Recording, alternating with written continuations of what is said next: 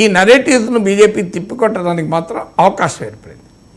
Sir, Pawan Kalyan పేరు చాలా ఎక్కువగా వినిపించడం, ఈయన వెళ్ళి అక్కడ ప్రచారం చేయడం, ఈయన ప్రచారం చేసిన ఆ సీట్లన్నింటిలోని కూడా ఘన విజయాలు సాధించినాయి అని చెప్పి సోషల్ మీడియాలోని.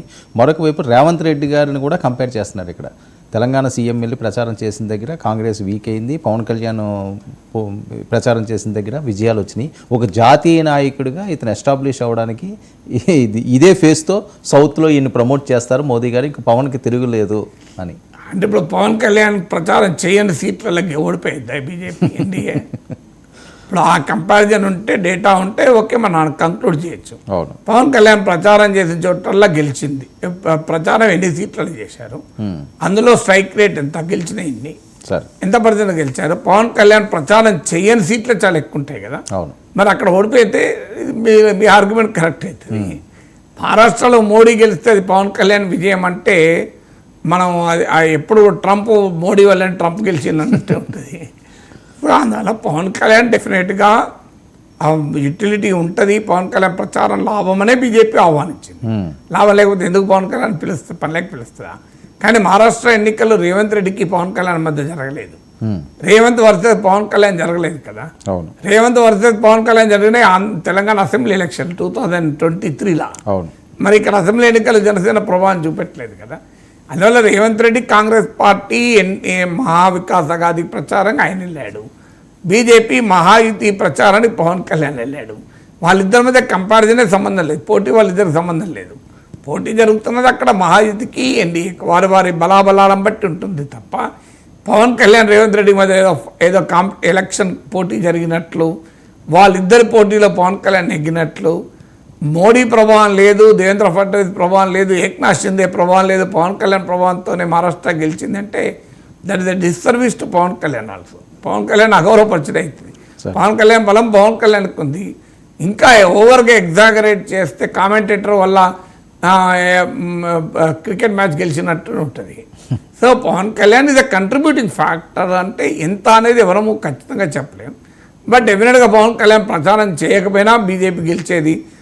ప్రచారం చేయని సీట్లలో కూడా బీజేపీ గెలిచింది కదా. సో అందువల్ల పవన్ కళ్యాణ్ ఫ్యాక్టర్ అనేది మేజర్ ఫ్యాక్టరే కాదు. ఇప్పుడు ఓడిపోయి ఉంటే పవన్ కళ్యాణ్ వల్ల ఓడిపోయిందని చెప్తామా? ఓడిపోయినా పవన్ కళ్యాణ్ పేరు బ్లేమ్ చేయలేము. అనేక శక్తులు ఎన్నికల ప్రచారంలో పాల్గొన్నారు, అందులో పవన్ కళ్యాణ్ ఎవరు? డెఫినెట్గా పవన్ కళ్యాణ్ ఉన్న ఇమేజు ఇది ఎన్డీఏకి అసెట్, దాంట్లో డిస్ప్యూట్ లేదు. ఆయన ఆంధ్రప్రదేశ్ దాటి కూడా ఉంది. కానీ ఆంధ్రప్రదేశ్ దాటి ఎలక్టోరల్గా ఏ రకం ప్రభావం చూపెడతారన్నది మాత్రం ఇంతవరకు ఎస్టాబ్లిష్ ఎక్కడ కాలేదు. ఏదన్నా తెలుగు వాళ్ళు ఉన్న చోటనే కదా పవన్ కళ్యాణ్ ప్రభావం, తెలుగు వాళ్ళు లేని చోట పవన్ కళ్యాణ్ ప్రభావం అయితే చూపెట్టలేడు కదా. సో అందువల్ల అండర్మైన్ చేయడం కాదు పవన్ కళ్యాణ్, కానీ ఓవర్ ఎగ్జాగరేట్ చేసి క్లెయిమ్ చేసుకుంటే అది రాంగ్ మీనింగ్ కూడా వస్తుంది. ఓకే, అంటే సౌత్లో ఈ ఫేస్ తోటి బీజేపీ ఫ్యూచర్లో వెళ్ళే అవకాశం ఉంటుందంటారా? ఫస్ట్ పవన్ కళ్యాణ్ బీజేపీ నాయకుడు కాదు, జనసేన ఆంధ్రప్రదేశ్ తెలంగాణ దాటెక్కడ లేదు, తెలంగాణలోనే ప్రభావం చూపలేదు. సో అందువల్ల మీకు సౌత్లో బీజేపీకి బలమైన కర్ణాటక లాంటి స్టేట్ ఉంది, తెలంగాణ లాంటి స్టేట్ ఉంది. సో తెలంగాణలో ఉన్న లీడర్షిప్ ఉంది. తమిళనాడులో కూడా పార్టీకి ఈ మధ్య 11% ఓటింగ్ దాకా వచ్చింది. అందువల్ల మనము పవన్ కళ్యాణ్తోనే బీజేపీ ఎన్డీఏకి సౌత్ ఇండియా ఫేస్గా పవన్ కళ్యాణ్ ఉంటాడు, దానికి ప్రాతిపదిక లేదు కదా. సో పవన్ కళ్యాణ్ కూడా one of the factor leaders of NDA, అనుమానం లేదు. సో అందువల్ల బీజేపీ జనసేన వేరు పార్టీలు, రెండు వేరు నాయకుల నాయకత్వంలో ఉన్న పార్టీ కదా. అందువల్ల ఎన్డీఏకు ఫేస్గా మీకు పవన్ కళ్యాణ్ ఉంటాడు అనేది I don't think that's correct assessment. But Pawan Kalyan కూడా డెఫినెట్గా ఒక కీలక పాత్ర తెలుగు వాళ్ళు ఉన్న చోట బీజేపీ స్కీమ్ ఆఫ్ థింగ్స్లో డెఫినెట్గా పనిచేస్తాడు. సార్, ఆంధ్రప్రదేశ్కి ఏమైనా దీనివల్ల ఎఫెక్ట్ ఉంటుందని మహారాష్ట్ర విజయానికి సంబంధించి? ఎందుకంటే కొంతమంది పార్లమెంట్ సభ్యులు కూడా ఇప్పుడు ఎన్డీఏలో కలిసే అవకాశం ఉంటుందని ఎక్కువగా వినిపిస్తున్నది. మన అవసరం కూడా లేకపోవచ్చేమో ఆంధ్రప్రదేశ్ అవసరం ఫ్యూచర్లో మోదీ గారి వ్యూహంలో భాగంగా అని.